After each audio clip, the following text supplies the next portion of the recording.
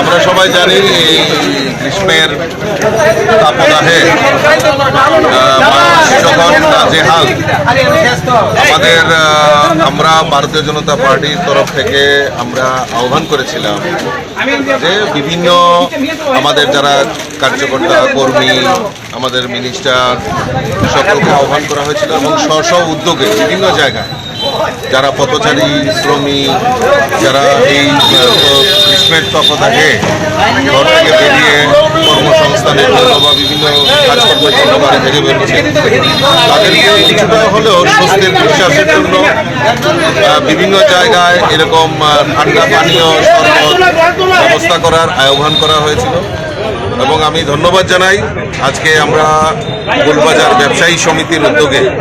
আজকে মাননীয় মেয়র সাহেব এখানে উপস্থিত আছেন, আমাদের কর্পোরেটর আছেন, জেলা সভাপতি আছেন, তাদের উদ্যোগে এই গোলবাজার এলাকায় যারা ক্রেতা বিক্রেতা যারা আসেন, দূর দূরান্ত থেকে আসেন, বিভিন্ন গ্রাম পাহাড় থেকেও লোকরা আসেন এবং শ্রমিক, প্রচুর শ্রমিক রয়েছে গোলবাজারে। ব্যবসায়ী সমিতি তারা আজকে এখানে গোলবাজার এলাকায় তারা জলছত্রের ব্যবস্থা করেছে, কিছু ঠান্ডা পানীয় এবং তাদেরকে হাতে তুলে দেওয়ার ব্যবস্থা করেছে। আমি ধন্যবাদ জানাই গোলবাজার ব্যবসায়ী সমিতি তাদেরকে, তাদের এই মহতি উদ্যোগের জন্য। এবং